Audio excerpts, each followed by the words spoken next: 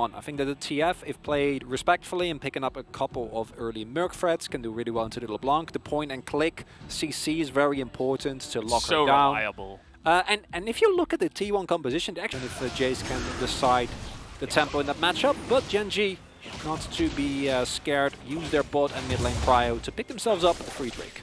Yeah, you say it's free, it really is in every sense of the word. There was no way that T1 were going to challenge that one. Area, or Cuz rather, isn't in the area, like, no way we're going for that one. And as T1, this is still fine. There's no cause for alarm just yet. You have a lot of pressure in the top lane. That matchup is playing itself out very, very good. Here we go. Rascal has his flash, but is that going to be enough as the stun will come in? The burst damage from the two players of T1 will be enough, just barely. Faker going to be able to pick that one up as Kana had to get out with the turret aggro. That is how you use one of those winning lane matchups. But without Rascal, I don't know if you really can. Nice poke landing though. Yeah, just a little bit, but at the end of the day, we do see Clid up on the top side, just flirting with the idea of a kick. Okay, here we go. Just gonna get Kana totally out of position, and down he will go. That's only the one kill, and it's traded back by Gumayusi. Ends T1 pick up the Rift Herald, so they kind of laugh their way to the bank as Ziggs casually does 1,800 damage. But again, there is still teleport available. Now Kana, he doesn't need to go for this. This is not necessary at all. Nicely executed from Clid, but then the combination of Faker as well as the final bomb coming through from Guma. So casual. Gumayusi not really down on the bottom side as it looks like he wanted to rotate. They're trying to pressure here for the Rift Herald to get some value on the already pretty low turret up on the top side. And they'll just be able to get those plates, but not much else. Well, yeah, I mean it happens. Yeah. But it's not very common. Oh, Rascal. Yeah, he's okay. Even Kana's here, and oh yeah, there's of course a bear on the other side, and he has ultimate with red buff. You're just not getting away from that one as T1 commit 3 to pick up, again, a pretty free kill up on the top side. GEN.G composition, while the pick potential is really, really good, even at this point in the game, even with the deficit that they're on currently. Oh boy, Insta Cleanse comes out, and he still loses 70% of his health, so no longer does Varus remain. They're going to have those cooldowns ready for the next Infernal fight. It's actually perfectly timed as they get that turret pretty much for free with the help of course, Shelly. You can teleport him back here, but again, you need this one as T1, and with all the poke from Ruler rather doing so much work. It's a good start of the fight, but it's not quite enough yet to scare off T1. Yeah. You got to see some more of this poke from T1 landing. The shock blasts haven't really been there. Only a couple of bombs have really landed as here we go. Faker going up onto the top side. Nice taunt here from Light as that bomb from Ziggs doesn't get much done. Actually, Cuz and Keria are extremely low at this point. They still have to stick around, but Light, he's kind of stuck in the pit. Thankfully, he has his trusty stopwatch to keep him alive, and he will flash away.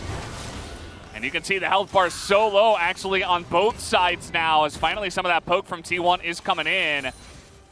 Cuz way on the backside there wants to get a smite down just for some health at this point in time. That's how close this fight is. As even getting that shield as well. Coming on over, and I think T1 have done a decent job of bullying them out, but now Keria is going to need an arrow to the back. It is just on a knife's edge right now. BDD trying to do his part. Miss Mana getting low. Yeah, at some point you just run out. That's a nice engage, and actually Clid, he gets the kill onto the dragon, and BDD is going to feast on some low health bars here. He gets the one, but he's going to trade his life for it as Gumayusi, that is one sad Ziggs. As Ruler and Rascal on the run here as well. I think T1 in a good spot to take both of them down at least. As Rascal also going to get flanked here and go down.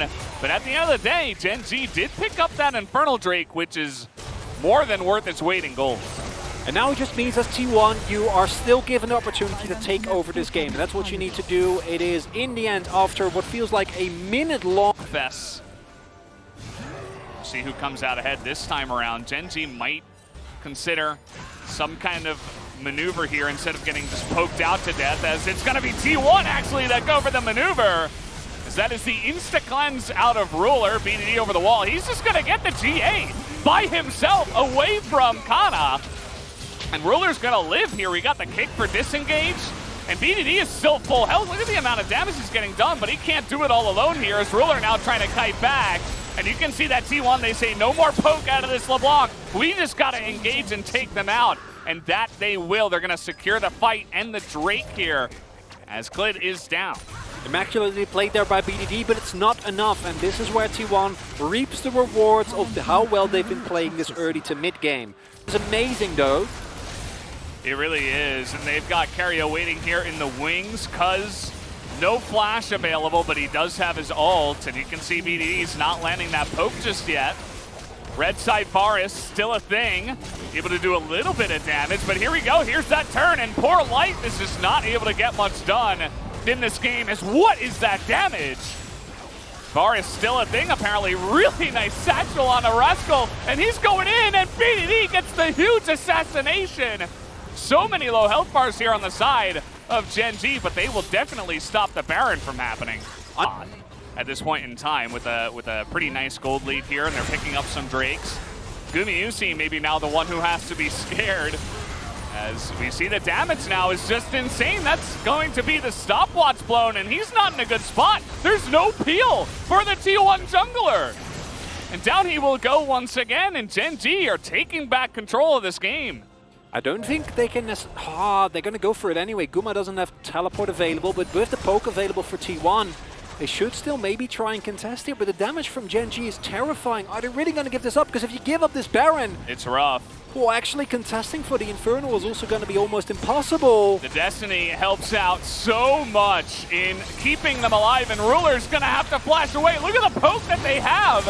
As the turn comes in, and Kana is just going to blow up the Lee Sin. Down he goes, and even BDD is going to be going down here. They thought they had him, but it was actually the clone.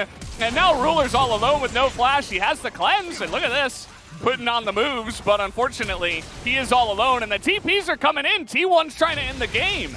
That was a 50-50 call there from Kana trying to get the final kill. And now, the death timers are, I think, relatively short. I don't actually know if you can actually end the game with how low your health bars are. T1, they want to go for it. I don't think it's going to work out. Ruler is there.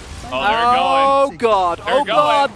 Soul's online as well. Yeah, they have a Ziggs, and that's some insane dodging coming out from Faker. And look at this, just flashing forward. Faker's going to go into his Zonias. They just got to hit the Nexus here, and I think they will have enough. There it will be, 32 minutes. And T1 are going to shut this game down before it gets too out of hand.